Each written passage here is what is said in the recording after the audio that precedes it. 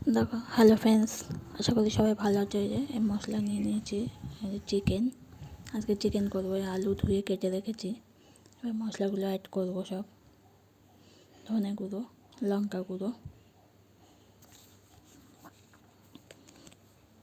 জিরে গুঁড়ো, এই তিনটা একসাথে জল দিয়ে ভিজিয়ে রাখবো। মশলাটা যাতে সফট হয়,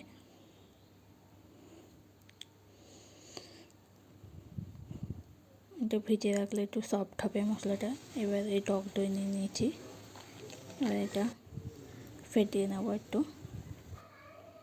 এবার পেঁয়াজ কুচি, রসুন বাটা, আদা বাটা এগুলো বেটে রেখেছি। এবার তেলের উপরে আলুগুলো লাল লাল করে ভেজে নিয়েছি। সেই তেলে তেজপাতা, গোটা গরম মশলা, এলাচ, দারচিনি আর লবঙ্গ এগুলো দিয়ে দেবো তেলের উপরে।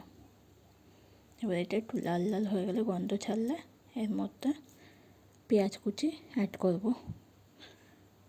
এর পেঁয়াজটা দিয়ে একটু লাল লাল করে ভেজে নিলাম। এবার এর মধ্যে রসুন বাটা দেব। রসুন বাটা দিয়ে এটা একটু ভেজে নিলাম। এবার এর মধ্যে আদা বাটা দেব। আদা বাটা,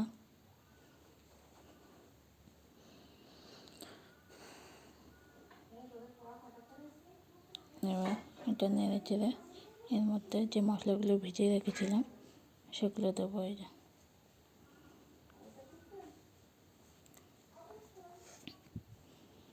মশলাটা দিয়ে নেড়ে চেড়ে নেড়ে নেবো একটু। এবার মশলাটা ভাজবো ভালো করে। এবার এর মধ্যে নুন, হলুদ দেবো। এবার হলুদ দিয়ে ভালো করে ভেজে নেব।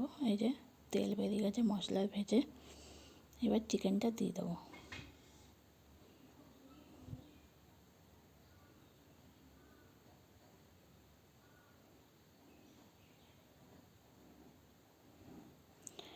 চিকেনটা দিয়ে ভালো করে নেড়ে নেব।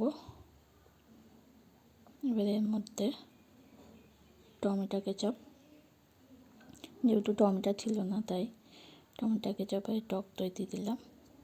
এবার এটা দিয়ে ভালো করে নেড়ে চেড়ে নেব।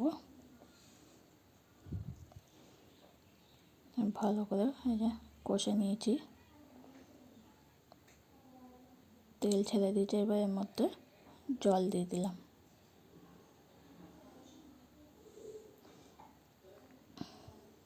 এর মধ্যে ভাজা আলুগুলো দিয়ে দিলাম।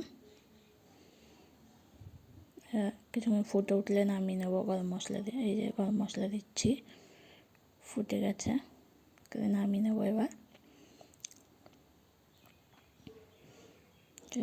নামিয়ে নিয়েছি। আপনারা বাড়িতে করে দেখবেন কেমন লাগে।